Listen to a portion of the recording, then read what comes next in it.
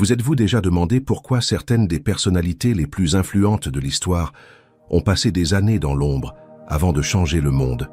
Joseph a été esclave pendant 13 ans avant de régner sur l'Égypte. David a gardé des moutons pendant des décennies avant de devenir roi.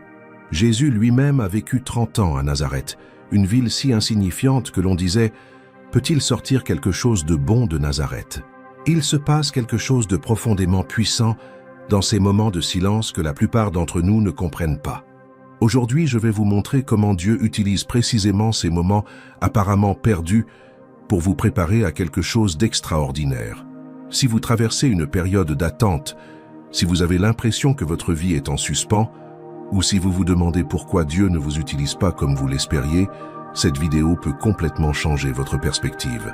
Car ce que je vais partager n'est pas seulement théorique. Ce sont des principes qui ont transformé la vie d'hommes et de femmes ordinaires en instruments extraordinaires entre les mains de Dieu. En vérité, Dieu a une méthodologie unique pour préparer ses enfants, et cela se déroule principalement dans ce que j'appelle le laboratoire occulte. Alors que le monde privilégie la rapidité, l'exposition et les résultats immédiats, Dieu agit tout autrement. Il utilise des pauses, des silences et des tâches apparemment simples pour façonner votre caractère, élargir votre vision et former votre obéissance bien avant que vous ne vous avanciez sur une plateforme publique. Pensez à Moïse. 40 ans passés dans le désert à garder des moutons. 40 ans. Imaginez l'expliquer sur un CV aujourd'hui. Expérience professionnelle. 4 décennies à garder des animaux au milieu de nulle part. Mais c'est précisément durant cette période improductive que Dieu l'a préparé à guider 2 millions de personnes à travers ce même désert. Chaque jour passé à soigner des animaux rétifs sous une chaleur torride était une leçon de leadership, de patience et de dépendance envers Dieu. Chaque nuit passée à dormir à la belle étoile était une séance d'intimité avec le Créateur. Chaque matin, se lever avant le soleil était un entraînement pour subvenir aux besoins d'une nation entière. Lorsque Moïse rencontra enfin Dieu dans le buisson ardent, il n'était plus le prince égyptien impulsif qui avait tué un homme à 40 ans. C'était un homme brisé, humble, dépendant de Dieu, exactement le genre de dirigeant que le Seigneur pouvait utiliser pour délivrer son peuple. Le désert n'était pas une punition, c'était une université divine. La même chose arriva à Paul. Après sa conversion spectaculaire sur la route de Damas, où s'attendait-on à le voir immédiatement s'engager dans le ministère apostolique? Il disparut pendant 3 ans en Arabie. 3 ans de silence, pas une seule lettre, pas un seul sermon enregistré, pas une seule église implantée. Que se passait-il? Dieu réécrivait la théologie de celui qui allait devenir le plus grand missionnaire de l'histoire. Paul devait désapprendre 40 ans de tradition religieuse et apprendre une nouvelle façon de connaître Dieu en Christ. Le problème, c'est que nous vivons dans une culture qui idolâtre la rapidité. Nous voulons une croissance instantanée, une reconnaissance immédiate et des résultats mesurables. Nous postulons à l'université en espérant être acceptés immédiatement. Nous nous engageons dans des relations en espérant nous marier dès la première année. Nous créons une entreprise en espérant des bénéfices dès le premier mois.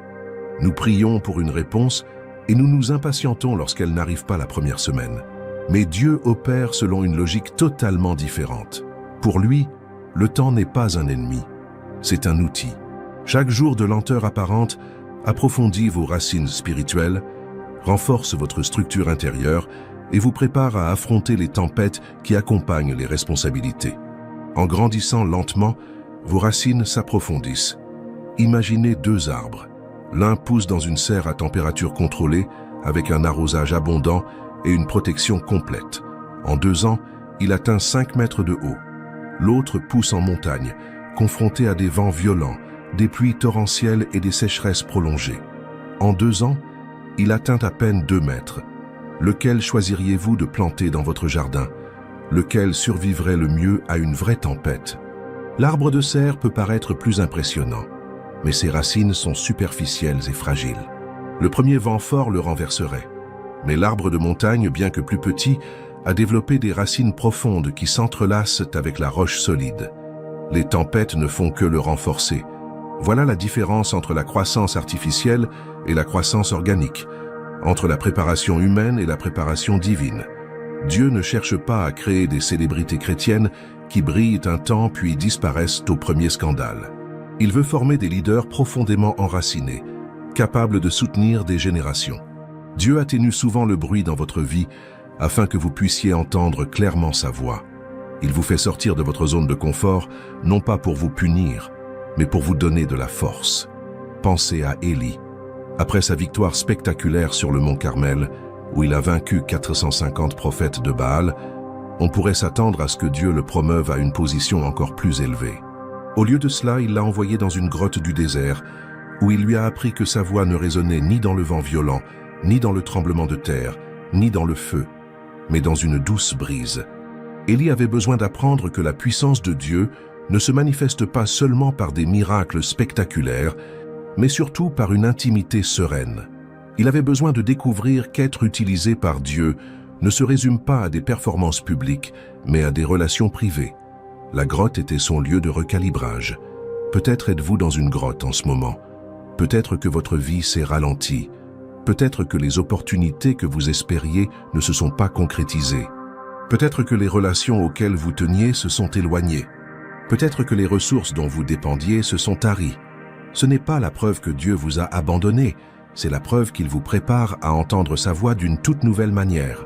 Chaque porte qui se ferme, chaque non apparemment frustrant, chaque redirection inattendue, c'est Dieu qui façonne en vous le caractère nécessaire à ce qu'il a préparé. Il n'est pas un Dieu cruel qui se plaît à frustrer ses enfants. C'est un Père sage qui sait exactement ce dont vous avez besoin pour être prêt pour votre destinée. Prenons Abraham. Dieu lui avait promis qu'il serait le père d'une multitude, mais il l'a fait attendre 25 ans pour avoir le premier enfant promis. 25 ans, un quart de siècle. Abraham aurait pu demander « Seigneur, si tu veux que je sois le père d'une multitude, pourquoi ne me donnes-tu pas d'enfant tant que je suis jeune? Pourquoi attendre que Sarah et moi soyons trop vieilles pour avoir des enfants naturellement ?» Mais Dieu savait qu'Abraham devait se transformer, passant de l'homme qui essayait de l'aider à accomplir ses promesses, comme il l'avait fait avec Ismaël, à celui qui dépendait entièrement de sa puissance surnaturelle. Isaac n'était pas seulement un fils, il était un miracle. Et c'est ce miracle même qui est devenu le fondement de la foi d'Abraham et de toute la nation d'Israël. L'attente n'était pas une punition, mais une préparation. Chaque année de retard apparent renforçait la foi d'Abraham, purifiait ses motivations et le préparait à devenir le père d'une nation qui changerait le monde à jamais. Mais comment reconnaître que Dieu vous prépare dans le monde caché? Il existe des signes clairs qui indiquent que vous êtes dans le laboratoire divin de la préparation, et les reconnaître peut vous apporter la paix et la direction nécessaires pour poursuivre votre chemin, même lorsque vous ne voyez pas votre destination finale. Le premier signe, ce sont les silences qui entraînent à l'écoute. Il y a des moments dans la vie où l'on a l'impression que le ciel est fermé, que Dieu ne parle pas, que nos prières résonnent dans le vide. On prie pour obtenir une direction et on ne reçoit aucune réponse claire. On cherche une confirmation et on ne trouve que l'incertitude. On implore des miracles et on ne connaît que la normalité. Ces silences ne sont pas un abandon, mais une formation. Dieu vous apprend à discerner sa voix au milieu du bruit du monde. Il vous prépare à entendre les murmures au milieu des tempêtes à venir. Il développe en vous une sensibilité spirituelle qui ne peut être cultivée que dans le silence. Imaginez Samuel, un jeune garçon au temple. Dieu l'appela 3 fois pendant la nuit, mais Samuel ne reconnut pas la voix divine. Élie dut lui apprendre. La prochaine fois que tu entendras la voix, dis « Parle, Seigneur, car ton serviteur écoute ». Samuel dut apprendre à distinguer sa propre voix intérieure, celle des autres et celle de Dieu. Cette compétence ne se développe pas instantanément. Elle demande de la pratique, de la patience et beaucoup de silence. Il en va de même pour vous. Dieu parle peut-être, mais vous apprenez encore à reconnaître sa voix. Chaque période de silence apparent est une leçon de discernement spirituel. Chaque moment d'incertitude est une occasion de développer une foi qui transcende les sentiments et se fonde sur le caractère de Dieu. Le deuxième signe, ce sont les portes fermées qui vous redirigent. Chaque non que vous recevez, chaque opportunité qui ne se concrétise pas, chaque chemin qui se dresse sur votre chemin n'est pas une coïncidence.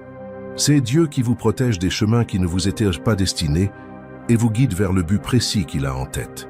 Joseph n'a pas été vendu comme esclave par hasard. Il était stratégiquement placé pour sauver une nation de la famine.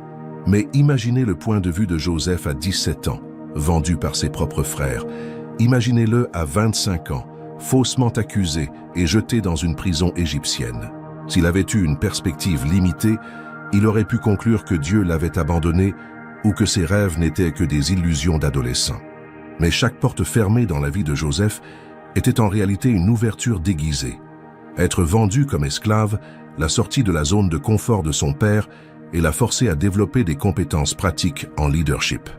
Être faussement accusé et emprisonné l'a placé exactement là où il devait être pour trouver les chansons de Pharaon et plus tard interpréter ses rêves. Dieu orchestrait chaque fermeture de porte pour placer Joseph au bon endroit, au bon moment, avec les compétences nécessaires pour accomplir sa destinée. Ce qui semblait être une série d'injustices était en réalité une série de préparatifs divins. Peut-être que vous ressentez des portes qui se ferment en ce moment. Peut-être que l'emploi que vous convoitiez a été attribué à quelqu'un d'autre. Peut-être que la relation dans laquelle vous aviez investi n'a pas abouti. Peut-être que l'opportunité qui semblait parfaite ne s'est pas concrétisée.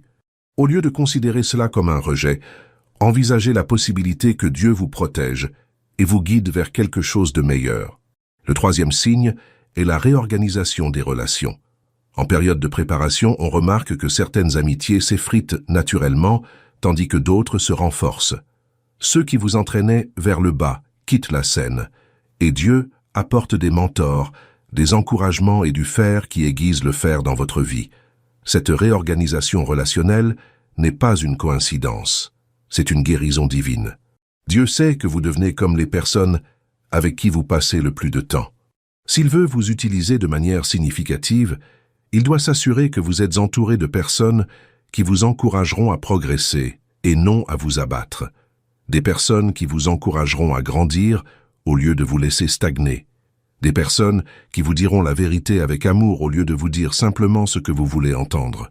Parfois, c'est douloureux. Peut-être faut-il prendre ses distances avec les amis qui nous ont toujours encouragés à adopter des comportements destructeurs. Peut-être faut-il mettre un terme à des relations fondées uniquement sur la superficialité. Peut-être faut-il quitter des cercles sociaux qui ne nous ont pas poussés à donner le meilleur de nous-mêmes. Mais en même temps, Dieu commence à faire entrer de nouvelles personnes dans votre vie. Un mentor qui voit en vous un potentiel que vous ne voyez pas en vous-même. Un ami qui vous pousse à atteindre des objectifs plus élevés. Un conjoint qui complète vos faiblesses par ses forces. Ces relations ne sont pas le fruit du hasard, mais des dons divins pour votre cheminement vers la réussite. Le quatrième signe est celui des épreuves qui révèlent l'identité. Les difficultés que vous rencontrez ne visent pas à vous détruire, mais à révéler qui vous êtes vraiment lorsque les couches superficielles se détachent. C'est dans le feu que vous découvrez si vous êtes de l'or ou un simple métal brillant. C'est sous la pression que vous révélez si vous êtes un diamant ou un vulgaire charbon. Prenons Job. Il a tout perdu. Sa famille, sa santé, sa fortune, sa réputation. Ses amis l'ont abandonné. Sa femme l'a encouragé à maudire Dieu et à mourir. Et pendant des mois, il a souffert sans comprendre pourquoi.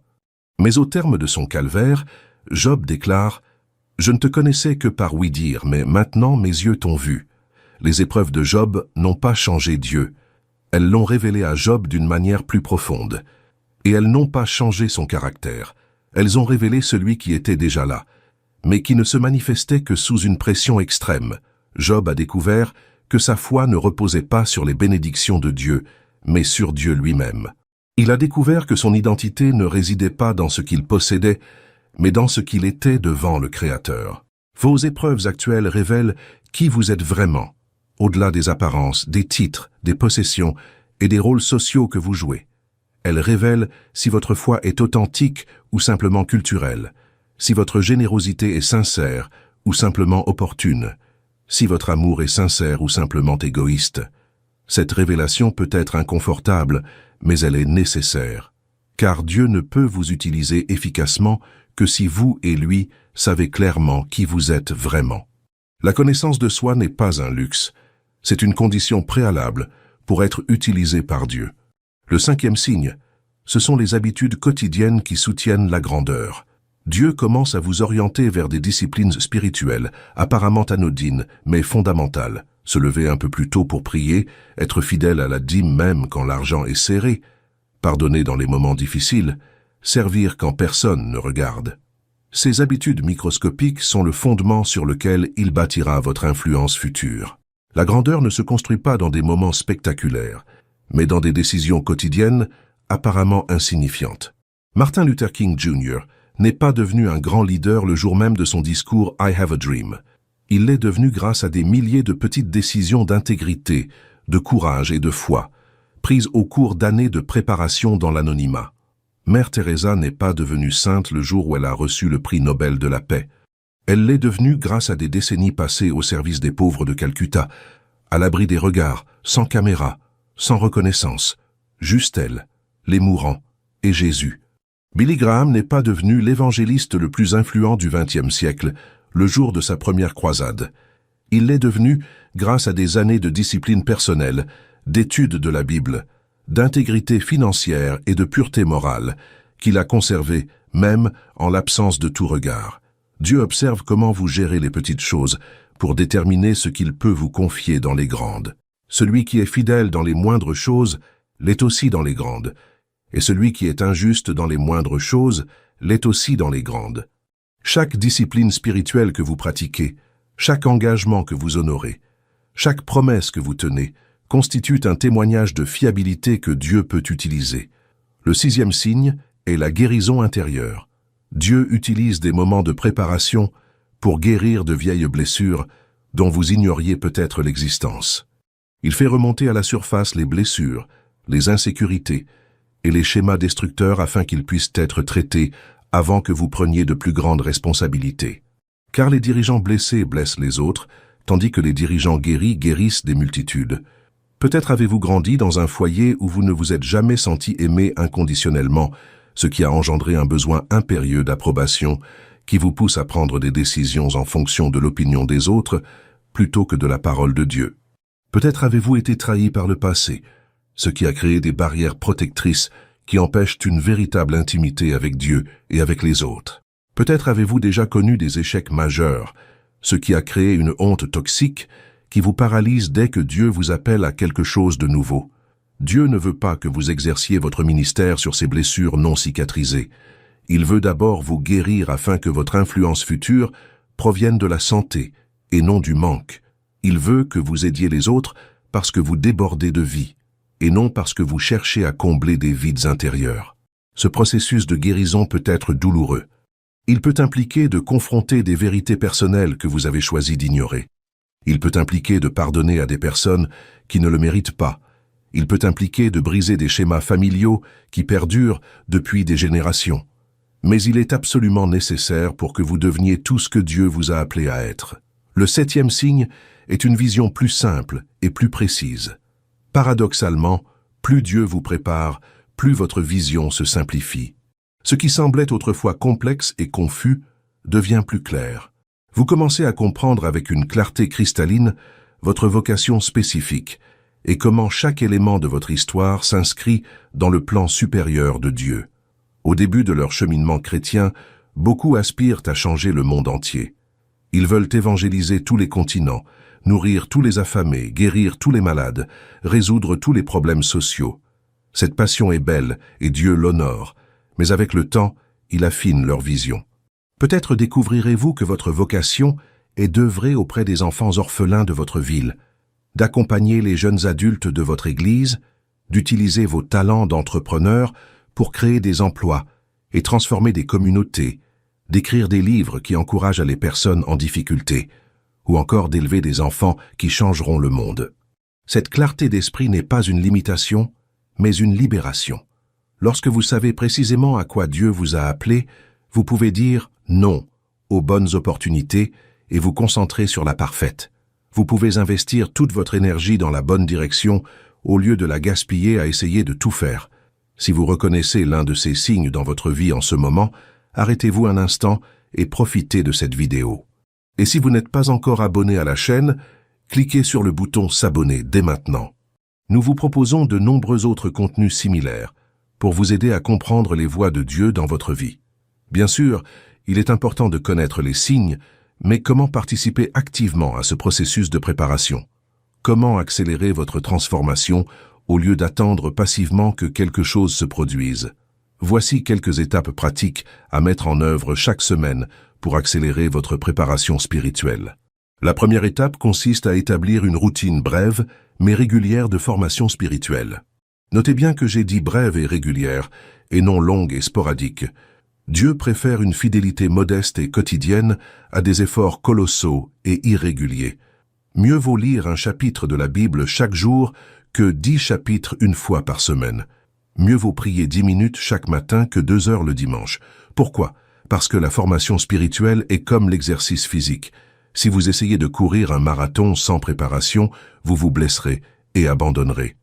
Mais si vous commencez par courir 15 minutes par jour et augmentez progressivement la distance, en un an vous pourriez parcourir des distances que vous n'auriez jamais imaginées possibles. Commencez doucement. Cela pourrait être 15 minutes de lecture de la Bible le matin avec une tasse de café, 10 minutes de prière en voiture avant de partir au travail, une promenade hebdomadaire consacrée à des conversations avec Dieu. Écouter de la musique de culte pendant le trajet, plutôt que des actualités profanes ou des podcasts, pourrait être une bonne idée. L'important est de choisir une voie durable et d'être rigoureusement constant. Votre âme a été créée pour être nourrie par la parole de Dieu et la communion avec lui. En adoptant cette alimentation régulière, des changements subtils mais profonds commencent à se produire dans votre façon de penser, de ressentir et de réagir aux circonstances.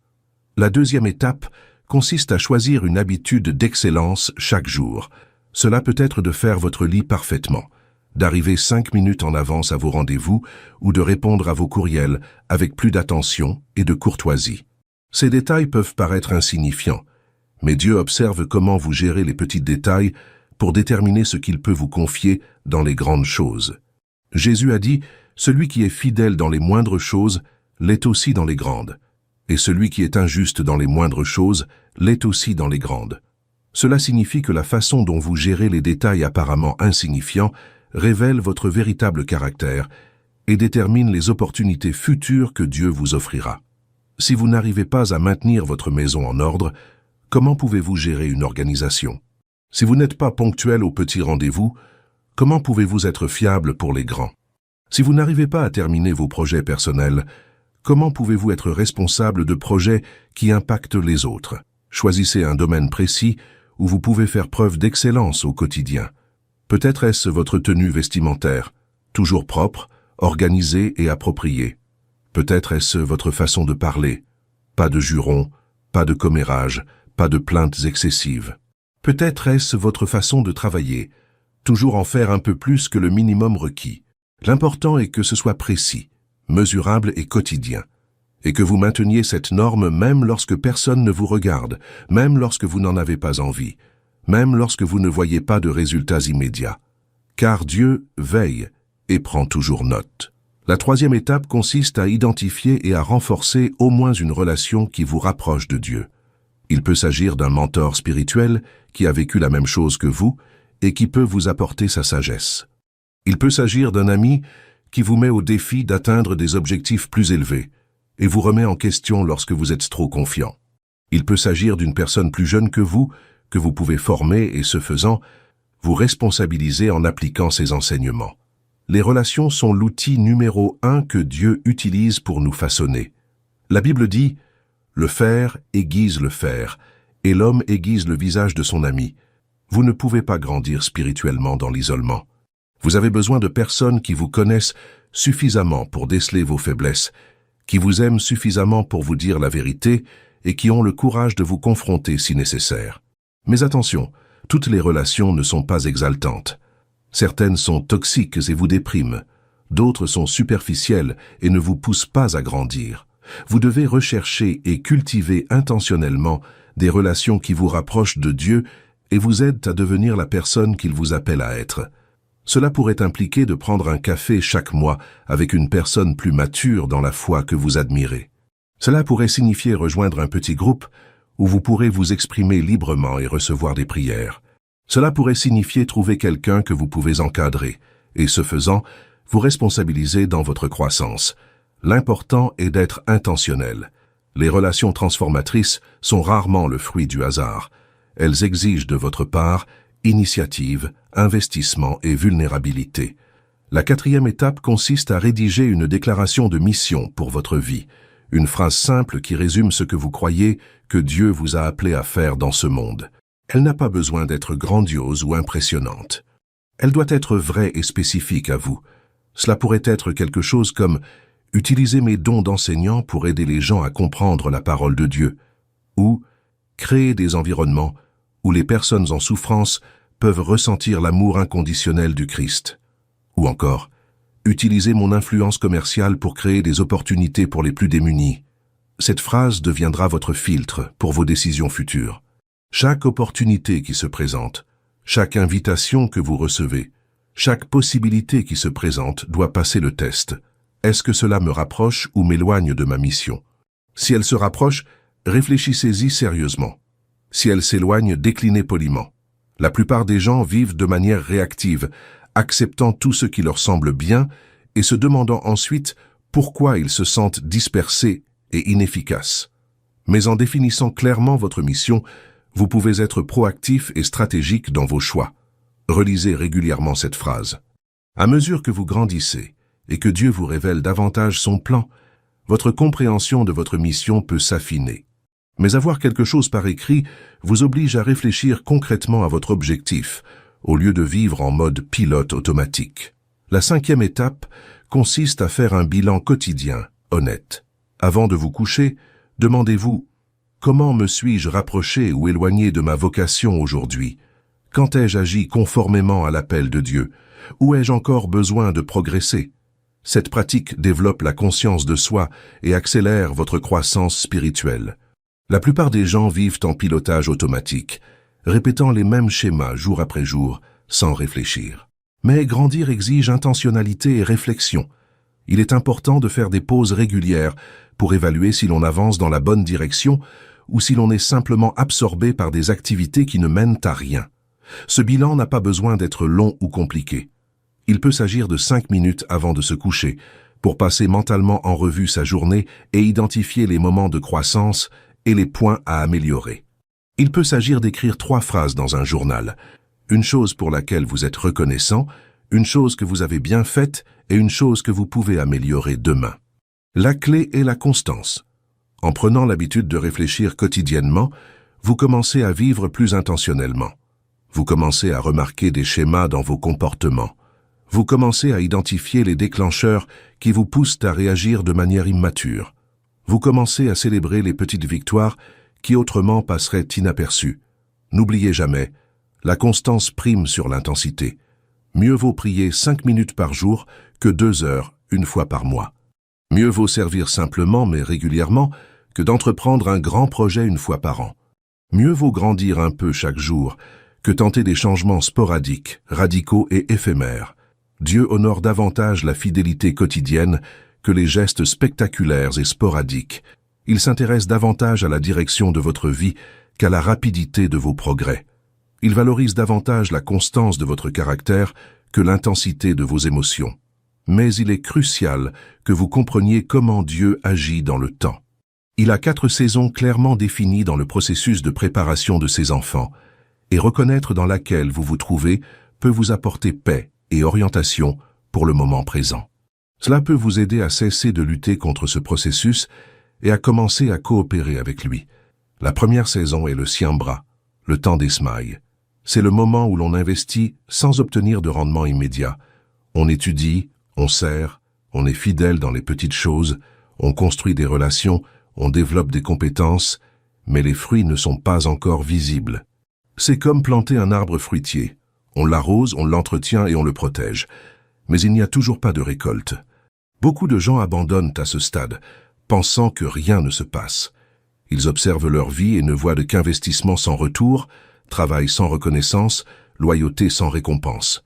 Mais c'est précisément à ce stade que tout se passe, clandestinement, là où on ne le voit pas. Lorsqu'on plante un manguier, les premiers mois, on a l'impression que rien ne se passe. Le sol semble vide. Mais si l'on pouvait voir sous la surface, on découvrirait un système racinaire complexe qui se développe, s'approfondit et se renforce.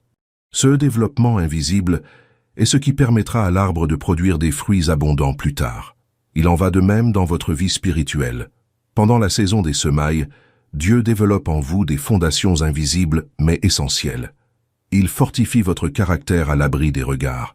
Il affine vos motivations à travers des situations qui mettent à l'épreuve vos véritables actions. Il développe des compétences qui peuvent sembler sans rapport avec votre future vocation, mais qui seront cruciales, le moment venu. Joseph apprit la gestion en gérant la maison de Potiphar.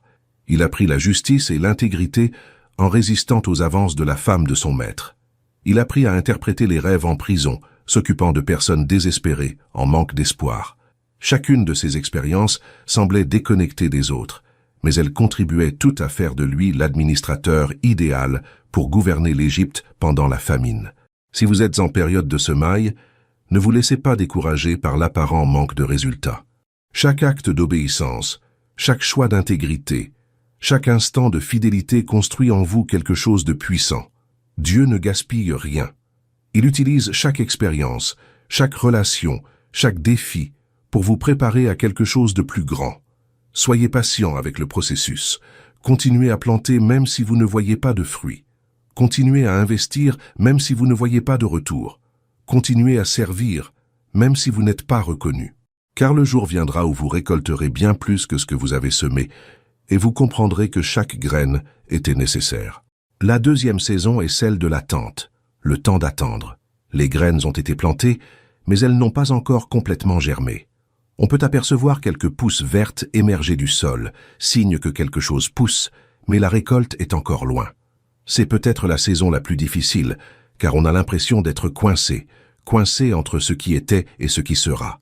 Mais Dieu utilise ce temps d'une manière très précise, pour purifier vos motivations. Il veut s'assurer que lorsque la moisson viendra, vous n'oublierez pas celui qui l'a produite.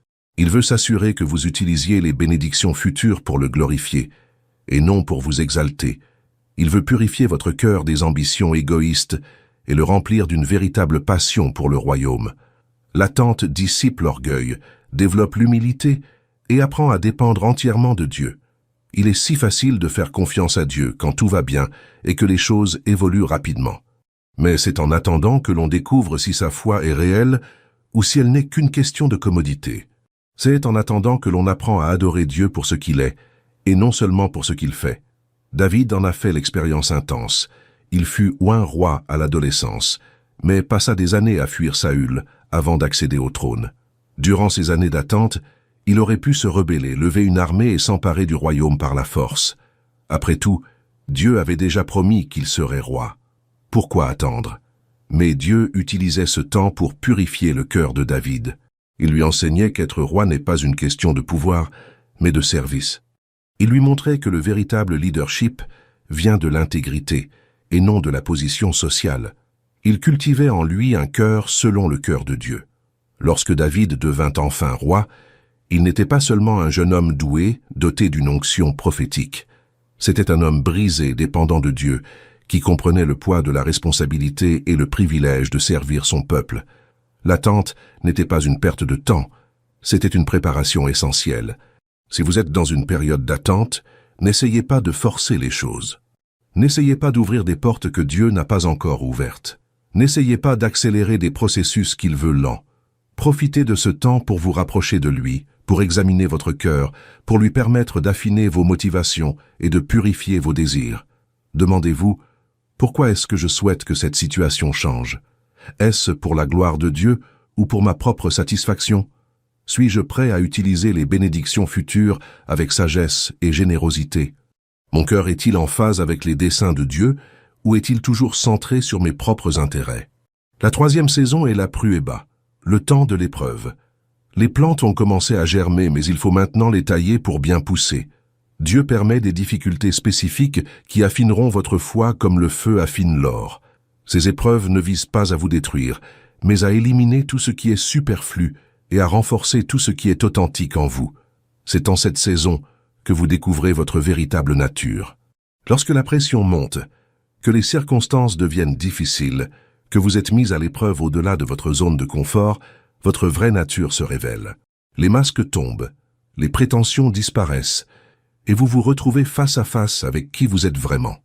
Abraham a dû faire face à l'épreuve ultime lorsque Dieu lui a demandé de sacrifier Isaac, le fils de la promesse.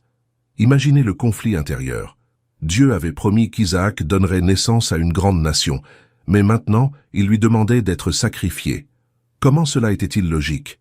Comment Dieu pourrait-il tenir ses promesses si Isaac mourait? Mais l'épreuve ne concernait pas Isaac, mais Abraham. Dieu voulait savoir si Abraham l'aimait plus que ne l'avaient promis ses promesses. Il voulait voir si Abraham lui ferait confiance, même s'il ne comprenait pas ses voies. Il voulait savoir si son obéissance était conditionnelle ou absolue. Lorsqu'Abraham démontra sa volonté d'obéir même dans les épreuves les plus difficiles, Dieu intervint. Non seulement il épargna Isaac, mais il réaffirma ses promesses avec encore plus d'intensité. L'épreuve révéla qu'Abraham était devenu exactement le genre d'homme que Dieu pouvait utiliser pour engendrer une grande nation. Un homme dont l'obéissance ne dépendait pas de la compréhension de chaque détail du plan divin. Vos épreuves actuelles ont le même but. Elles ne prouvent pas que Dieu vous a abandonné ou que vous avez fait quelque chose de mal. Elles prouvent qu'il a une telle confiance en vous qu'il est prêt à vous mettre à l'épreuve, car il sait que vous avez le potentiel pour y parvenir. Chaque difficulté financière peut mettre à l'épreuve votre confiance en la providence divine ou simplement en vos propres capacités. Chaque conflit relationnel peut révéler si vous avez vraiment appris à pardonner comme le Christ l'a fait. Chaque porte fermée peut mettre à l'épreuve votre confiance en la volonté divine ou votre volonté d'imposer votre propre rythme. L'essentiel n'est pas de résister aux épreuves, mais d'en tirer des leçons. Demandez-vous, qu'est-ce que Dieu veut que j'apprenne de cette situation? Quel aspect de ma personnalité veut-il perfectionner? Comment puis-je sortir de cette expérience plus semblable à Jésus? La 4e saison est celle de la moisson, le temps de la récolte. Les fruits apparaissent, les portes s'ouvrent, les opportunités se présentent, ce que vous avez semé commence à se multiplier. C'est le moment que vous attendiez, le moment de voir les promesses de Dieu s'accomplir dans votre vie. Mais voici l'épreuve finale. Saurez-vous gérer la moisson avec la même maturité que celle avec laquelle vous avez supporté les semailles? Pouvez-vous rester humble dans l'abondance après avoir appris à faire confiance à la pénurie? Pouvez-vous utiliser vos bénédictions pour le bien des autres au lieu de les accumuler pour vous-même? Pouvez-vous rendre gloire à Dieu pour votre succès au lieu de vous en blâmer? La saison des récoltes présente ses propres défis. Le succès peut être plus dangereux pour la personnalité que l'échec. L'abondance peut vous rendre plus vite complaisant que la pénurie. La reconnaissance peut alimenter l'orgueil plus facilement que l'anonymat. Joseph a dû faire face à cette épreuve lorsqu'il est devenu premier ministre d'Égypte. Après des années d'esclavage et de prison, il s'est soudain retrouvé maître absolu de l'économie de la nation la plus puissante du monde. Comment a-t-il utilisé cette position? Pour se venger de ceux qui l'avaient maltraité? Pour s'enrichir? Pour devenir un despote comme tant d'autres dirigeants de l'époque? Non. Joseph utilisa sa position pour sauver des vies, y compris celles de ses propres frères qui l'avaient vendu. Il gérait les ressources de l'Égypte avec sagesse et justice. Il rendit gloire à Dieu publiquement, déclarant à Pharaon « Ce n'est pas à moi d'interpréter, mais à Dieu d'exaucer. » La moisson révéla que toutes ces années de préparation avaient fait de lui un homme intègre. Si vous êtes en période de récolte, ou si vous vous en approchez, rappelez-vous que chaque bénédiction s'accompagne de responsabilités. Chaque opportunité est aussi une épreuve de caractère. Chaque gain d'influence est une occasion de choisir entre servir soi-même ou servir le royaume de Dieu. Utilisez généreusement vos bénédictions. Souvenez-vous d'où vous venez et de qui vous a amené ici. Restez en contact avec ceux qui vous ont connu avant votre réussite et qui vous aideront à rester humble. Continuez à pratiquer les disciplines spirituelles qui vous ont soutenu pendant votre préparation. Le problème, c'est que beaucoup veulent passer directement à la moisson sans passer par les autres saisons. Ils veulent le fruit sans le temps de semer, l'onction sans la préparation, la plateforme sans le processus. Mais Dieu ne travaille pas ainsi. Chaque saison a son but et toutes sont nécessaires. Essayer de sauter les saisons, c'est comme essayer de cueillir des mangues sur un arbre planté hier. C'est un échec. Les lois naturelles sont inviolables, tout comme les lois spirituelles. Une croissance authentique et durable exige du temps, de la patience et de la soumission au processus divin. Si vous êtes en période de semailles, soyez fidèle à ce qui semble petit. Semez avec joie, sachant que le temps de la récolte viendra. Si vous attendez, profitez-en pour vous purifier et vous rapprocher de Dieu. Ne gâchez pas la saison en essayant d'obtenir des résultats prématurés. Si vous êtes mis à l'épreuve, considérez-les comme des opportunités de croissance et non comme des signes d'abandon divin. Si vous récoltez, gérez les fruits avec sagesse et générosité, en vous rappelant toujours qui est la source de toutes les bénédictions. Mais je sais que durant ce processus, surtout pendant les semailles et l'attente, d'intenses doutes et une grande lassitude surgissent. On commence à se demander si Dieu a vraiment un plan pour soi, si cela vaut la peine de rester fidèle, si on ne fait que perdre son temps à attendre que d'autres nous devancent. Le découragement nous murmure des mensonges qui semblent plus vrais que les promesses de Dieu. Laissez-moi vous aider à surmonter ces moments de doute et de lassitude avec des stratégies pratiques et bibliques qui ont soutenu les saints à travers les siècles. La première stratégie consiste à apprendre à remplacer les mensonges par les vérités bibliques. Votre esprit est un champ de bataille, et l'ennemi utilise les pensées négatives comme arme pour vous déstabiliser et vous faire abandonner le dessein de Dieu. Mais vous n'êtes pas obligé d'accepter passivement chaque pensée qui vous traverse l'esprit. Vous pouvez les évaluer, les rejeter et les remplacer par des vérités divines. Quand la pensée « Dieu m'a oublié » vous vient à l'esprit, souvenez-vous de Jérémie 29, 11. « Car je connais les projets que j'ai formés sur vous, dit l'Éternel, projets de paix et non de malheur, afin de vous donner un avenir et un avenir plein d'espoir. » Dieu n'oublie jamais aucun de ses enfants. Il a des pensées précises pour vous, des plans détaillés pour votre vie et un avenir plein d'espoir préparé pour vous. Quand le mensonge « je perds mon temps » se présente, souvenez-vous d'Ecclésiaste 3, 1. Il y a un temps pour tout, un temps pour toute chose sous les cieux. Vous n'êtes pas en retard sur le programme de Dieu. Vous ne manquez pas les opportunités qu'il a préparées pour vous. Vous êtes exactement là où vous devez être pour être prêt pour la suite. Quand le doute vous murmure « je ne suis pas assez qualifié », déclarez Philippiens 4,13. « Je peux tout par celui qui me fortifie ». Votre qualification ne vient pas de vos capacités naturelles, mais de la puissance de Christ agissant en vous. Dieu n'appelle pas ceux qui sont qualifiés, il qualifie ceux qui sont appelés. Quand le découragement crie « rien ne changera », proclamez Ésaïe 43, 19. « Voici, je vais faire une chose nouvelle, maintenant elle va germer, ne la percevrez-vous pas? Voici, je vais mettre un chemin dans le désert, et des fleuves dans la solitude. » Dieu se spécialise dans l'innovation précisément quand tout semble impossible. Il ouvre des voies là où il n'y en a pas, et fait jaillir des fleuves dans les lieux arides. L'essentiel est d'intérioriser ces vérités afin qu'elles vous viennent automatiquement à l'esprit lorsque le mensonge vous frappe. Cela exige une mémorisation intentionnelle et une méditation régulière. Choisissez des versets qui parlent spécifiquement de vos difficultés et mémorisez-les mot pour mot. Répétez-les à voix haute lorsque les émotions tentent de vous submerger.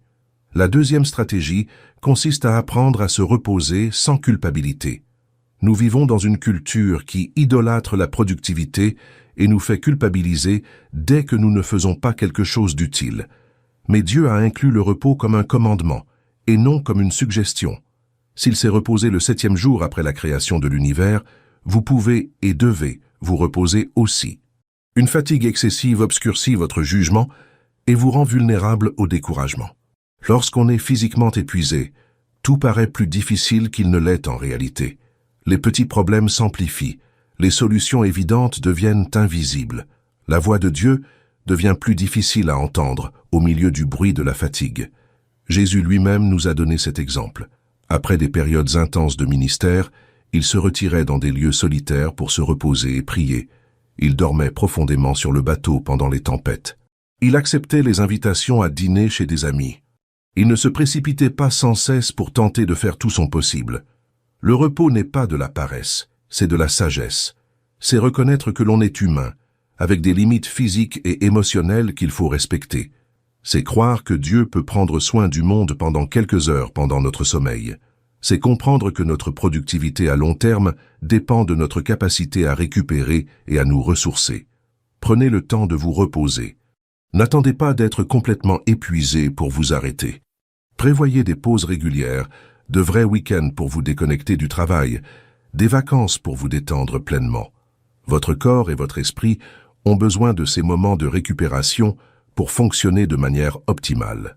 La troisième stratégie consiste à rechercher une communauté intentionnelle. L'isolement est un terreau fertile pour le découragement. Lorsqu'on est seul avec ses pensées, il est facile de croire à des mensonges et de perdre la perspective. Mais des relations solides protègent votre bien-être et renforcent votre résilience. Trouvez des personnes qui vivent un cheminement similaire au vôtre, qui peuvent vous encourager lorsque vous êtes découragé et vous mettre au défi lorsque vous stagnez. Des personnes qui connaissent vos difficultés et peuvent prier pour vous. Des personnes qui voient votre potentiel là où vous ne voyez que vos limites. Cela peut impliquer de rejoindre un petit groupe à l'église où vous pourrez exprimer vos difficultés avec sincérité. Cela peut impliquer de trouver un mentor qui a vécu la même chose que vous et qui peut vous donner du recul. Cela peut impliquer de nouer des amitiés profondes avec des personnes qui partagent vos valeurs et peuvent vous soutenir dans les moments difficiles. Mais soyez sélectifs. Toutes les compagnies ne sont pas encourageantes. Certaines personnes sont négatives et amplifieront vos peurs au lieu de renforcer votre foi. D'autres sont superficielles et n'offrent pas le soutien profond dont vous avez besoin pendant les périodes de préparation. Recherchez des relations où vous pouvez donner et recevoir des encouragements, où vous pouvez parler honnêtement de vos difficultés sans être jugé, où vous pouvez célébrer les petites victoires et trouver du réconfort dans les échecs passagers. La vie chrétienne ne se vit pas en vase clos. La 4e stratégie consiste à réinterpréter vos échecs comme faisant partie du processus et non comme une fin en soi. Tout le monde trébuche, tout le monde fait des erreurs, tout le monde a des moments de faiblesse, des erreurs de jugement, des défauts de caractère. La différence entre ceux qui atteignent leur objectif et ceux qui abandonnent ne réside pas dans l'absence d'échecs, mais dans la façon dont ils les interprètent. L'ennemi veut que vous voyiez chaque erreur comme une preuve que vous n'êtes pas apte à accomplir ce que Dieu vous a appelé à faire. Il veut que vous croyiez que l'échec vous disqualifie définitivement. Il veut que vous abandonniez après la première, la 2e ou la 10e chute. Mais Dieu voit vos échecs d'un tout autre œil. Pour lui, chaque erreur est une occasion d'apprendre. Chaque échec est une chance de grandir en humilité et de dépendre de lui. Chaque faux pas est une occasion de ressentir plus profondément sa grâce et sa miséricorde. Pierre a renié Jésus à 3 reprises, lors de la nuit la plus cruciale de l'histoire humaine. Selon la logique humaine, cela aurait dû le disqualifier de tout futur poste de direction. Mais Jésus ne s'est pas contenté de lui pardonner. Il l'a choisi pour diriger l'Église primitive.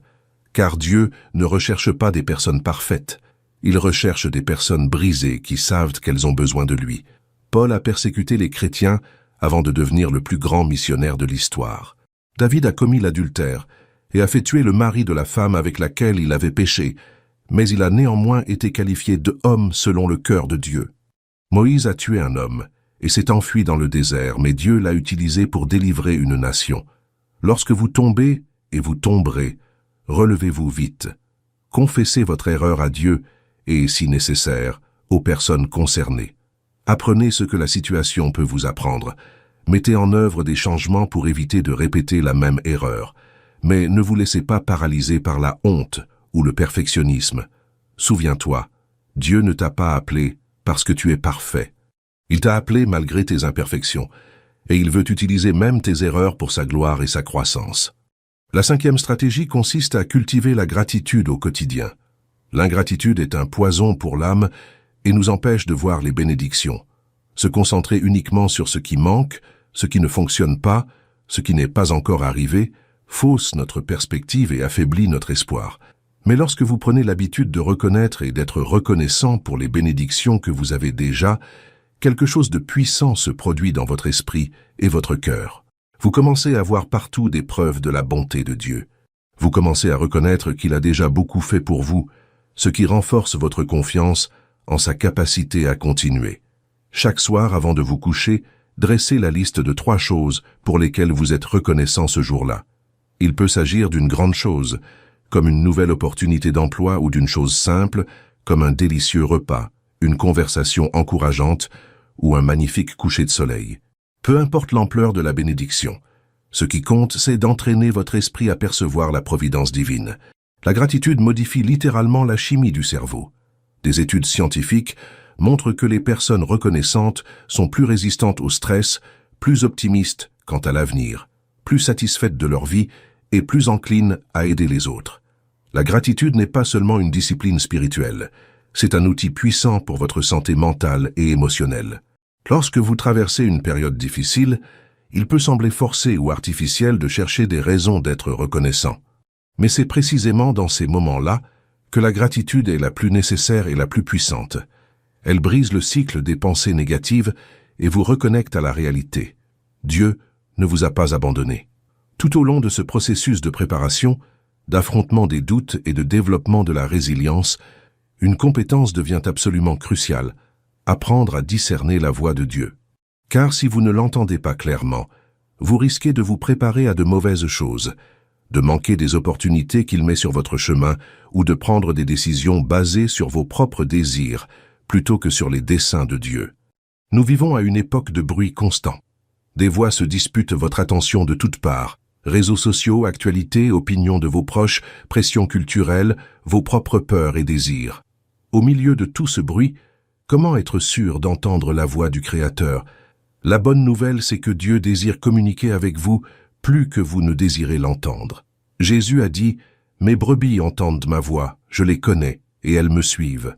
Cela signifie que chaque enfant de Dieu a la capacité de reconnaître sa voix. Mais comme toute compétence, cette capacité doit être développée par la pratique. Comment savoir quand Dieu vous parle? Il existe des caractéristiques indéniables de la voix divine que vous pouvez apprendre à reconnaître, et plus vous les connaissez, plus il devient facile de distinguer la voix de Dieu, votre propre voix intérieure et les voix du monde qui vous entoure. La première caractéristique est que la voix de Dieu s'accorde toujours avec sa parole. Le Saint-Esprit, qui nous guide vers toute la vérité, ne contredit jamais les Écritures qu'il a lui-même inspirées. Si vous percevez une direction contraire à des principes bibliques clairs, soyez sûr qu'elle ne vient pas de Dieu. Par exemple, si vous sentez que Dieu vous ordonne de quitter votre conjoint pour quelqu'un qui vous comprend mieux, ce n'est pas une voix divine, c'est une tentation. Si vous pensez devoir mentir pour obtenir un emploi parce que vous utiliserez ce poste pour servir Dieu, ce n'est pas une guidance spirituelle, c'est une rationalisation. Si vous sentez que vous devez vous venger de quelqu'un qui vous a blessé parce que Dieu est juste, ce n'est pas une inspiration divine, c'est une inspiration charnelle. Dieu ne vous demandera jamais de pécher pour atteindre un objectif noble. Il ne vous poussera jamais à transgresser sa nature. Il ne vous entraînera jamais sur des chemins contraires à son caractère révélé dans les Écritures. La deuxième caractéristique est que la voix de Dieu apporte la paix au milieu de l'incertitude. Cela ne signifie pas nécessairement la paix dans les circonstances. Jésus a promis que nous aurions des afflictions dans le monde. Mais cela apporte la paix du cœur, une assurance surnaturelle que nous sommes sur le bon chemin, même lorsque celui-ci est semé d'embûches. La voix de l'ennemi apporte anxiété, hâte et confusion. Elle vous pousse à prendre des décisions rapidement avant qu'il ne soit trop tard. Elle vous convainc que si vous n'agissez pas maintenant, vous perdrez cette opportunité à jamais. Elle vous remplit de crainte quant à l'avenir et de doute quant à la nature de Dieu. Mais la voix de Dieu, même lorsqu'elle vous appelle à quelque chose qui sort de votre zone de confort, s'accompagne d'une paix qui dépasse toute compréhension. La confiance qu'il sera avec vous, la certitude qu'il vous donnera la force de faire ce qu'il vous demande, l'assurance que son timing est parfait. Lorsque Dieu appela Moïse pour délivrer Israël, il avait toutes les raisons d'être inquiet. Il était un fugitif d'Égypte, il avait un défaut d'élocution et il n'avait ni armée ni ressources. Mais derrière ces objections pratiques se cachait la paix. C'était bien la voix de Dieu. Et c'est cette paix qui le soutint face à toutes les épreuves qui suivirent. La troisième caractéristique est que la voix de Dieu cherche confirmation auprès de sources multiples. Dieu parle rarement une seule fois ou par un seul canal. Il confirme sa direction par la parole, les circonstances, les sages conseils, les opportunités offertes et la paix intérieure. Lorsque tous ces éléments sont alignés, vous pouvez être sûr d'avoir bien entendu. Par exemple, vous pourriez sentir que Dieu vous appelle à changer de carrière. Cette première impression pourrait naître de la prière, d'une insatisfaction croissante face à votre emploi actuel ou d'un rêve qui vous a profondément marqué. Mais Dieu confirmera probablement cette orientation par d'autres moyens. Peut-être commencerez-vous à rencontrer des versets bibliques sur le changement et les nouveaux départs à chaque lecture de la Bible. Peut-être des personnes plus mûres dans la foi commenceront-elles à souligner vos dons et talents en accord avec votre nouvelle orientation. Peut-être des opportunités apparaîtront-elles dans le domaine qui vous oriente. Peut-être ressentirez-vous une paix croissante face au changement et une inquiétude grandissante face à l'immobilisme. Dieu utilise cette confirmation multiple pour vous protéger des décisions fondées uniquement sur vos émotions ou vos désirs passagers. Il veut que vous ayez la certitude absolue de suivre sa volonté et non votre propre imagination. La quatrième caractéristique est que la voix de Dieu vous rapproche toujours de lui, jamais plus loin. Toute révélation qui vous éloigne de la prière, de la lecture de la Bible, de la communauté chrétienne ou de la dépendance à Dieu n'est pas authentique. La voix divine renforce toujours votre relation avec le Père, jamais ne l'affaiblit. Parfois, des personnes reçoivent des directives qui les font se sentir supérieures aux autres chrétiens, qui les convainquent qu'elles n'ont plus besoin de l'Église ni de discipline spirituelle, et qui les poussent à s'isoler de relations saines. Ce n'est pas la voix de Dieu, c'est une tromperie spirituelle. La voix authentique de Dieu vous rend toujours plus humble et non plus orgueilleux. Elle vous rend plus dépendant de lui et non plus sûr de vous. Elle vous rapproche de la communauté chrétienne et non l'éloigne. Elle vous motive à chercher Dieu davantage et non moins. La cinquième caractéristique est que la voix de Dieu exige une obéissance totale. Dieu ne négocie pas avec nous, il nous dirige. Lorsqu'il parle, la réponse appropriée est « Oui, Seigneur » et non « Laisse-moi réfléchir » ou « Je vais examiner tes options ». Cela ne signifie pas que vous ne pouvez pas poser de questions ou demander des éclaircissements, mais que votre attitude fondamentale est celle de l'abandon à sa volonté. La voix de Dieu se manifeste souvent par des commandements clairs qui exigent une action, et non par des suggestions que l'on peut accepter ou rejeter à sa guise. Lorsqu'il dit à Abraham « Sors de ton pays », ce n'était pas une option envisageable. C'était un commandement auquel il fallait obéir. Lorsqu'il dit à Pierre « Suis-moi », ce n'était pas une invitation anodine, c'était un appel qui allait changer toute sa vie. Si vous avez l'impression d'avoir entendu quelque chose de Dieu, mais que vous n'êtes pas prêt à obéir quelles qu'en soient les conséquences, vous n'avez probablement pas bien entendu. La voix authentique de Dieu crée une pulsion intérieure d'obéissance plus forte que toute peur ou résistance. Mais comment aiguiser votre discernement spirituel? Comment devenir plus sensible à la voix de Dieu et plus habile à la distinguer des autres? Il existe des pratiques spécifiques qui, pratiquées régulièrement, développent votre capacité à entendre Dieu clairement. La première pratique est le silence intentionnel. Nous vivons à une époque de bruit constant. Musique, actualité, réseaux sociaux, conversations, pensées qui fusent. Nous faisons rarement l'expérience du véritable silence. Mais c'est dans le silence que nous entendons les murmures de Dieu. Il crie rarement pour rivaliser avec le bruit. Il préfère attendre que vous lui créiez un espace pour l'entendre. Accordez-vous régulièrement des moments de silence complet, sans distraction, juste vous et Dieu. Éteignez votre téléphone, trouvez un endroit où vous ne serez pas interrompu et restez simplement immobile en sa présence. Au début, cela peut être inconfortable, voire angoissant. Votre esprit peut être submergé par les soucis, les listes de choses à faire et les pensées errantes. C'est normal. Ne luttez pas contre vos pensées, acceptez-les simplement et laissez-les passer comme des nuages dans le ciel. Concentrez-vous sur une respiration lente et profonde. Souvenez-vous que vous êtes en présence du Créateur de l'univers, qui vous aime plus que vous ne pouvez l'imaginer et qui désire vous parler. Avec le temps, ces moments de silence deviendront parmi les plus précieux de votre journée. Vous commencerez à anticiper ces conversations intimes avec Dieu. Vous entendrez sa voix plus clairement, non seulement pendant ces moments, mais tout au long de la journée. La deuxième pratique consiste à tenir un journal spirituel. Notez vos prières, vos impressions et vos questions à Dieu. Notez les réponses que vous recevez et la manière dont elles se réalisent. Cela vous aide à identifier des schémas dans la manière dont Dieu vous parle spécifiquement. Chaque personne possède une fréquence particulière sur laquelle Dieu préfère communiquer avec elle. Certaines personnes l'entendent principalement par les Écritures, d'autres par des impressions lors de la prière, d'autres encore par des circonstances et des opportunités, d'autres encore par des rêves ou des visions. Beaucoup le font par une combinaison de ces canaux. En documentant vos expériences spirituelles, vous commencez à identifier la manière dont Dieu vous parle habituellement. Cela renforce votre confiance en vous pour reconnaître sa voix à l'avenir et vous aide à distinguer vos impressions authentiques de vos simples pensées. Notez tout. Les versets qui vous viennent à l'esprit en lisant la Bible, les impressions que vous recevez en priant, les rêves qui vous semblent significatifs, les mots d'encouragement que d'autres vous adressent, les opportunités inattendues qui se présentent. Puis revenez en arrière et observez comment ces choses s'articulent et se concrétisent au fil du temps. La troisième pratique consiste à demander conseil à des personnes spirituellement matures. Dieu utilise souvent d'autres chrétiens pour confirmer ou clarifier ses paroles. Établissez des relations avec des personnes qui connaissent la parole, qui ont une expérience avec Dieu et qui peuvent vous donner un point de vue objectif sur ce que vous entendez. C'est particulièrement important lorsque vous envisagez des décisions importantes ou lorsque vous sentez que vous avez reçu une direction qui changera profondément votre vie. Les croyants matures peuvent vous aider à distinguer la voix de Dieu, vos propres désirs et une possible tromperie spirituelle. Mais choisissez vos conseillers avec sagesse. Recherchez des personnes qui manifestent des fruits spirituels dans leur vie, qui connaissent bien les Écritures, qui entretiennent une relation étroite avec Dieu et qui n'ont aucun intérêt personnel dans la décision que vous devez prendre. Ne cherchez pas seulement des personnes qui vous diront ce que vous voulez entendre.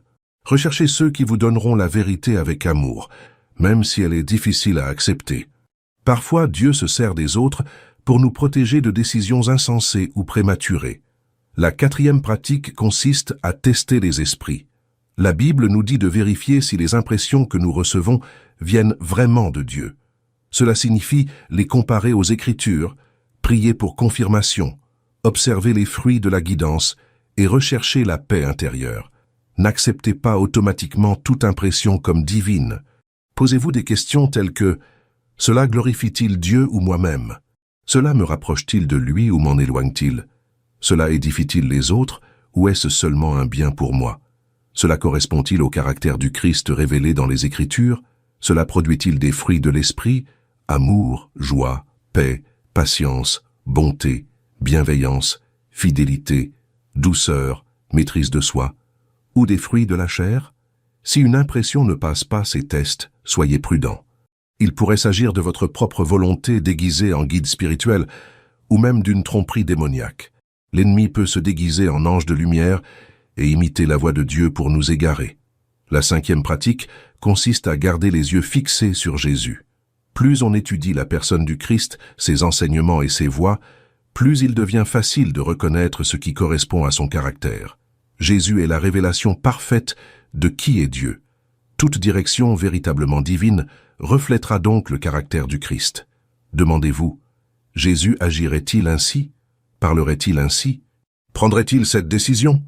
Aurait-il cette attitude? Si la réponse est non, alors l'impression que vous avez ne vient probablement pas de Dieu. Lisez régulièrement les évangiles, non seulement pour acquérir des connaissances intellectuelles, mais aussi pour vous imprégner du caractère de Jésus. Observez comment il traitait les gens, comment il prenait des décisions, comment il réagissait à la pression, comment il gérait l'opposition. Plus vous connaissez Jésus, plus vous reconnaissez facilement sa voix et ses voies. Tout au long de ce processus de préparation et de discernement, vous serez inévitablement confronté à des épreuves. Et voici une vérité fondamentale, qui peut complètement changer votre point de vue sur les difficultés. Les épreuves ne sont pas des obstacles à votre objectif. Elles font partie intégrante de votre préparation à cet objectif. La plupart des gens voient les problèmes comme la preuve que quelque chose ne va pas, que Dieu n'a pas le contrôle ou qu'ils se sont éloignés de la volonté divine. Mais la Bible enseigne exactement le contraire. Jacques dit « Considérez comme un sujet de joie complète toutes les épreuves que vous pouvez rencontrer, car vous savez que l'épreuve de votre foi produit la persévérance. » Comment les épreuves vous transforment-elles comme rien d'autre ne le peut? Comment deviennent-elles des outils entre les mains de Dieu pour vous façonner en la personne qu'il attend de vous? Premièrement, il révèle des forces cachées que vous ignoriez. Il est facile de se sentir fort quand tout va bien. La santé, l'argent, des relations saines et une situation favorable. Mais on ne découvre sa véritable force que sous la pression. Vous découvrez des réserves de foi que vous ignoriez lorsque vous traversez une crise financière et continuez à croire en Dieu. Vous découvrez un courage que vous ignoriez lorsque vous devez prendre une position difficile par principe. Vous découvrez une persévérance que vous ignoriez lorsque vous affrontez une maladie prolongée ou une relation difficile. C'est comme un muscle qui ne se développe que lorsqu'il est sollicité en résistance. Vos forces spirituelles ne se révèlent que lorsqu'elles sont mises à l'épreuve. Dieu permet que des difficultés spécifiques révèlent et développent les capacités dont vous aurez besoin pour votre destinée future. Deuxièmement, ils éliminent le superflu. Les examens ont un pouvoir surnaturel de simplifier votre vie et vos valeurs. Ce qui semblait important devient superficiel. Les priorités se réorganisent automatiquement. Vous cessez de vous soucier des détails et vous vous concentrez sur ce qui compte vraiment pour l'éternité. En cas de crise sanitaire, les discussions politiques perdent de leur importance. Face à de graves difficultés financières, les marques de vêtements cessent de vous intéresser. Quand on perd un être cher, on prend conscience de la valeur de chaque instant passé avec ceux qui restent dans notre vie. Ce processus de purification est douloureux mais nécessaire. Dieu veut que vous vous concentriez sur ce qui compte vraiment, sans vous laisser distraire par 1000 choses passagères. Les épreuves brûlent l'ivraie et ne laissent que l'or. Troisièmement, ils développent exponentiellement votre empathie. Lorsque vous ressentez une douleur sincère, vous développez une compassion authentique pour ceux qui souffrent. Vos futurs mots d'encouragement ne seront pas de simples théories tirées de livres, mais de véritables témoignages de ceux qui ont vécu et surmonté la souffrance. Paul écrit dans la 2e épître aux Corinthiens, « Béni soit Dieu le Père de notre Seigneur Jésus-Christ, le Père des miséricordes et le Dieu de toute consolation, qui nous console dans toutes nos afflictions, afin que nous puissions consoler ceux qui se trouvent dans quelque détresse que ce soit. » Paul ne pouvait être le consolateur des affligés que parce qu'il avait lui-même été affligé et avait bénéficié de la consolation divine. Lorsque vous souffrez de dépression et que vous en êtes guéri, vous pouvez exercer votre ministère avec autorité auprès des personnes dépressives. Lorsque vous survivez à un divorce et reconstruisez votre vie, vous pouvez aider d'autres personnes qui traversent la même douleur. Lorsque vous surmontez des dépendances et trouvez la liberté, vous pouvez guider d'autres personnes vers la même libération. Vos cicatrices deviennent des références. Vos blessures guéries deviennent des sources de guérison pour les autres. Dieu utilise vos pires expériences pour vous qualifier pour votre meilleur ministère. Quatrièmement, il renforce votre foi comme rien d'autre ne le peut. Lorsque Dieu vous soutient dans une tempête que vous pensiez devoir vous détruire, vous savez par expérience qu'il est fidèle. Cette foi éprouvée devient inébranlable.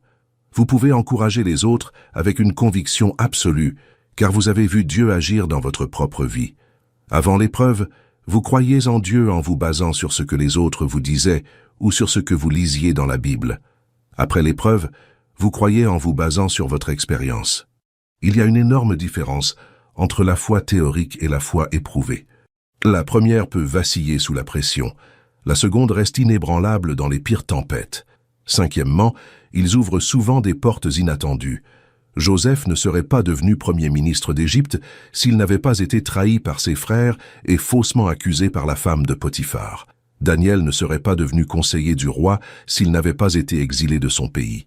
Paul n'aurait pas écrit la moitié du Nouveau Testament s'il n'avait pas été emprisonné à plusieurs reprises.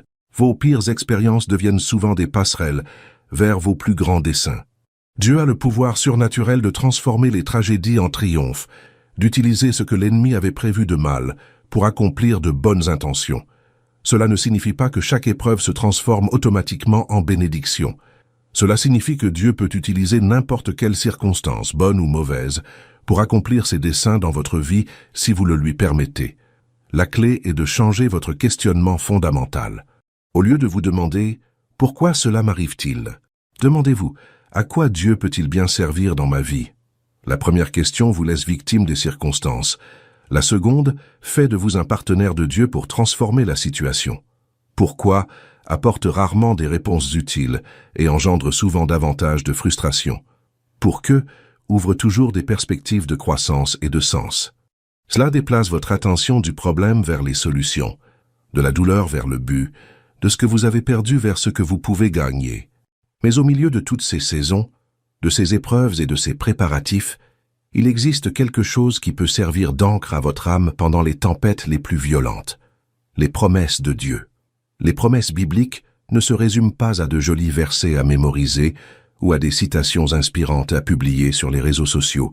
Ce sont des réalités spirituelles qui peuvent vous soutenir dans les moments les plus difficiles de la vie. Comment les promesses de Dieu agissent-elles comme des ancres dans votre vie?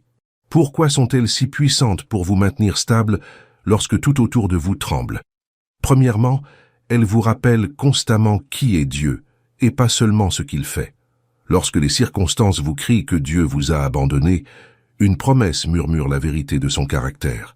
Lorsque vous vous sentez faible et inadéquat, Elle déclare que sa force s'accomplit dans votre faiblesse. Lorsque vous vous sentez seul et rejeté, elle affirme qu'il ne vous abandonnera jamais. Les promesses révèlent la nature immuable de Dieu. Elle nous rappelle qu'il est le même hier, aujourd'hui et éternellement, que sa fidélité ne dépend ni de nos circonstances, ni de nos sentiments, que son amour pour nous ne diminue pas lorsque nous échouons, ni ne s'accroît lorsque nous réussissons. Deuxièmement, il stabilise vos émotions lorsque tout semble instable. Les sentiments sont volatiles et peuvent changer au gré des intempéries, d'une mauvaise nouvelle, d'une dispute ou d'une mauvaise nuit de sommeil.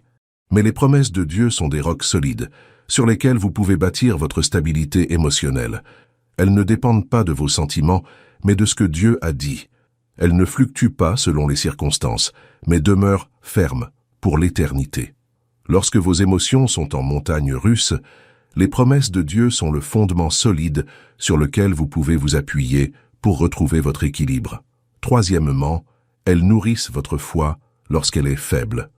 La foi grandit lorsqu'elle est nourrie de vérités divines. Chaque promesse que vous méditez et appliquez renforce votre confiance en Dieu.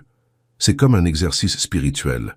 Plus vous soulagez le poids des promesses, plus votre foi se fortifie. Lorsque vous êtes confronté à une situation impossible et que vous vous souvenez de la promesse « À Dieu, rien n'est impossible », votre foi se fortifie. Lorsque vous vous inquiétez de l'avenir et méditez sur la promesse « Mon Dieu pourvoira à tous vos besoins », votre anxiété diminue et votre confiance grandit. Quatrièmement, elles vous poussent à l'action lorsque l'incertitude vous paralyse. Les promesses de Dieu ne sont pas des oreillers pour vous endormir, mais des tremplins pour vous propulser. Lorsque vous croyez sincèrement que Dieu a un but pour votre vie, vous agissez différemment. Lorsque vous savez qu'il répond à tous vos besoins, vous pouvez être généreux. Lorsque vous avez confiance qu'il est aux commandes, vous pouvez prendre des risques calculés pour le royaume. La vraie foi produit toujours des actions. Les promesses de Dieu vous donnent le courage de sortir de votre zone de confort, d'obéir lorsque vous ne comprenez pas pleinement, de persévérer lorsque les résultats tardent à apparaître. Permettez-moi maintenant de vous donner des étapes pratiques pour utiliser efficacement les promesses de Dieu dans votre vie. Premièrement, identifiez les promesses spécifiques à votre époque. La Bible contient des milliers de promesses, mais elles ne s'appliquent pas toutes à toutes les situations. Si vous êtes en période de préparation et d'attente, concentrez-vous sur les promesses de patience, de croissance et de timing divin. Si vous rencontrez des difficultés financières, méditez sur les promesses de provision. Si vous traversez des relations difficiles, concentrez-vous sur les promesses de pardon et de restauration. Consultez la Bible ou une concordance pour trouver des promesses qui correspondent à votre situation particulière. Choisissez 3 à 5 promesses qui vous touchent vraiment et qui vous touchent dans votre situation actuelle. N'essayez pas d'en aborder trop à la fois. Il vaut mieux en approfondir quelques-unes plutôt que de simplement effleurer la surface. Deuxièmement, mémorisez ces promesses mot pour mot. Lorsque vous mémorisez une promesse, elle devient accessible au Saint-Esprit pour qu'il l'utilise dans votre esprit à tout moment et en tout lieu. Dans les moments de tentation, de découragement ou de peur, les promesses mémorisées deviennent des épées spirituelles entre vos mains. Écrivez vos promesses sur des cartes et emportez-les avec vous. Collez-les sur le miroir de votre salle de bain, sur votre réfrigérateur ou sur le tableau de bord de votre voiture. Répétez-les à voix haute pendant votre promenade matinale ou votre séance de sport. Utilisez des applications de mémorisation de la Bible. L'important est qu'elles deviennent si familières qu'elles vous viennent automatiquement à l'esprit lorsque vous en avez besoin. Troisièmement, priez avec la parole de Dieu. Servez-vous des promesses comme base de vos prières.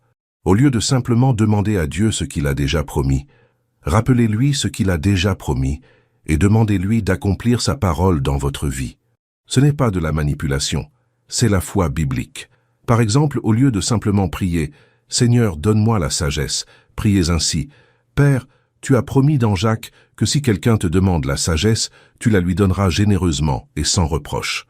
Je crois à cette promesse et je te demande d'accomplir ta parole dans ma vie aujourd'hui. » Cette façon de prier démontre que tu connais le caractère de Dieu et que tu as confiance en ses promesses. Quatrièmement, partagez les promesses avec les autres. Enseigner une vérité renforce sa profondeur spirituelle. Encourager quelqu'un avec une promesse biblique renforce votre foi. Soyez un diffuseur des promesses de Dieu autour de vous. Lorsqu'un ami est découragé, offrez-lui une promesse d'espoir. Lorsqu'une personne traverse une épreuve, rappelez-lui la promesse de la fidélité de Dieu. Lorsque vous voyez quelqu'un aux prises avec la peur, promettez-lui la protection divine. Cinquièmement, célébrez les accomplissements. Quand vous voyez une promesse se réaliser dans votre vie, prenez un moment pour la célébrer. Remerciez Dieu en particulier. Consignez cette expérience dans votre journal spirituel. Racontez aux autres la fidélité de Dieu. Cela crée un cycle de foi grandissante dans votre vie. Célébrer l'accomplissement des promesses renforce votre confiance que Dieu accomplira d'autres promesses qui n'ont pas encore été révélées. Cela crée un témoignage de la fidélité divine auquel vous pouvez vous référer en cas de doute. Rappelez-vous, les promesses de Dieu ont une date d'expiration éternelle, mais elles doivent être réclamées par la foi pour devenir réalité. Elles ne sont pas automatiques. Elles exigent foi, obéissance et persévérance. Il est également important de comprendre que les promesses de Dieu comportent souvent des conditions implicites ou explicites. Par exemple, la promesse « Cherchez d'abord le royaume de Dieu et sa justice, et toutes ces choses vous seront données par-dessus » comporte une condition claire « Recherchez d'abord le royaume ». La promesse « Si nous confessons nos péchés, il est fidèle et juste pour nous les pardonner » comporte la condition de la confession. Ne faites pas de promesses hors contexte ou sans remplir les conditions. Étudiez chaque promesse dans son contexte biblique pour bien comprendre ce que Dieu dit et ce qu'il attend de vous. Alors que nous approchons du terme de ce voyage ensemble, je veux que vous compreniez une vérité fondamentale qui peut transformer radicalement votre perspective sur ce moment de votre vie. Dieu ne perd pas son temps avec vous. Chaque jour d'attente apparente, chaque porte fermée, chaque défi relevé, chaque larme versée, tout cela est utilisé par le maître architecte pour construire quelque chose d'extraordinairement beau et puissant dans votre vie. Vous ne voyez peut-être pas encore le projet dans son intégralité, mais lui, si. Vous ne comprenez peut-être pas pourquoi certaines pièces sont nécessaires, mais lui le comprend parfaitement. Vous vous interrogez peut-être sur le temps que cela prend, mais lui connaît le timing parfait pour chaque étape du processus. La préparation divine n'est pas une punition, c'est un privilège. Tout le monde n'est pas choisi pour suivre le laboratoire de préparation de Dieu. Mais ceux qui le sont en ressortent avec une onction, une sagesse, une compassion et une force qui ne peuvent être ni falsifiées, ni imitées, ni acquises autrement. Joseph n'est pas devenu premier ministre d'Égypte malgré son emprisonnement. Il l'est devenu grâce à lui. David n'est pas devenu le roi selon le cœur de Dieu, malgré des années de fuite devant Saül. Il l'est devenu grâce à ces années. Paul n'est pas devenu le plus grand missionnaire de l'histoire malgré ses luttes et ses souffrances. Il l'est devenu grâce à elles. Vos difficultés actuelles ne prouvent pas que Dieu vous a abandonné. Elles prouvent plutôt qu'il vous a choisi pour une mission importante. Vos frustrations actuelles ne signifient pas que vous êtes sur la mauvaise voie. Elles indiquent plutôt que vous êtes préparé pour la bonne. Je vous laisse donc avec ce défi qui peut transformer radicalement votre expérience des mois à venir. Au lieu de résister au processus, acceptez-le. Au lieu de vous plaindre du retard, soyez reconnaissant pour la préparation. Au lieu d'envier ceux qui semblent avancer plus vite, ayez confiance que Dieu a un timing parfait pour vous. Et surtout, ne gaspillez pas ce temps précieux. Profitez de chaque jour de cette période pour vous rapprocher de Dieu, pour développer votre caractère, pour servir fidèlement là où vous êtes et pour mieux aimer ceux qui vous entourent. Car lorsque la saison des récoltes arrivera, et elle arrivera, vous serez prêt non seulement à recevoir les bénédictions, mais aussi à les gérer avec sagesse et à les utiliser pour le bien des autres. N'oubliez pas que les grands leaders ne naissent pas dans la sphère publique, mais se forgent dans la sphère privée. Ils ne se forment pas dans les moments de succès, mais dans les moments difficiles. Ils ne se construisent pas par des raccourcis, mais par des processus longs et minutieux. Vous êtes exactement là où Dieu veut que vous soyez en ce moment. Non pas qu'il n'ait rien de mieux à vous offrir, mais parce que c'est le meilleur endroit pour que vous deveniez celui qu'il attend de vous. Chaque jour de cette préparation ajoute quelque chose d'essentiel à votre formation. Chaque expérience contribue à votre épanouissement futur. Ayez confiance en ce processus. Restez fidèle à votre préparation. Attendez avec impatience ce que Dieu a préparé pour vous, car lorsqu'il décide de vous utiliser, rien ni personne ne peut l'arrêter. Et quand ce moment arrivera, vous comprendrez que chaque jour d'attente, chaque larme de frustration, Chaque instant d'incertitude en valait la peine. Le meilleur reste à venir, et vous vous préparez à être prêt quand il arrivera. Maintenant, j'aimerais que vous me disiez, à quelle période vous reconnaissez-vous en ce moment? Semez-vous, attendez-vous, êtes-vous mis à l'épreuve ou récoltez-vous? Comment Dieu a-t-il utilisé cette période de votre vie pour vous préparer à ce qui vous attend? Laissez un commentaire ci-dessous pour partager votre expérience, car votre témoignage pourrait être l'encouragement dont quelqu'un a besoin aujourd'hui. Si cette vidéo vous a touché et a clarifié votre situation actuelle, partagez-la avec quelqu'un qui a également besoin de comprendre la voix de Dieu.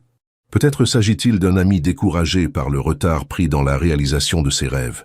Peut-être s'agit-il d'un membre de votre famille qui se demande si Dieu a vraiment un plan pour sa vie. Peut-être s'agit-il de quelqu'un qui a besoin d'entendre qu'il n'est pas en retard sur le calendrier de Dieu. Et n'oubliez pas de vous abonner à la chaîne et d'activer la cloche de notification pour ne manquer aucun contenu susceptible de transformer votre cheminement spirituel. Chaque semaine, nous vous proposons des enseignements pratiques et bibliques pour vous aider à grandir dans la foi et à mieux comprendre les voies de Dieu. N'hésitez pas à me faire part des sujets que vous souhaiteriez que j'aborde dans mes prochaines vidéos. Quelles sont vos principales questions sur la vie chrétienne? Quels aspects de la foi aimeriez-vous approfondir? Vos suggestions m'aident à créer du contenu qui répond véritablement aux besoins de nos téléspectateurs. Rappelez-vous toujours, vous n'êtes pas en retard dans le plan de Dieu. Vous n'avez pas été oublié. Vous ne perdez pas de temps. Vous êtes préparé pour quelque chose qui glorifiera son nom et bénira de nombreuses vies. Ayez confiance en ce processus. Restez fidèle à votre préparation et attendez avec impatience ce que Dieu a préparé pour vous. Car lorsqu'il décide de vous utiliser, rien ni personne ne peut l'arrêter. Le meilleur reste à venir et vous vous préparez à être prêt lorsqu'il arrivera. Que Dieu bénisse votre cheminement et vous accorde la paix pendant cette période de préparation. À bientôt pour la prochaine vidéo.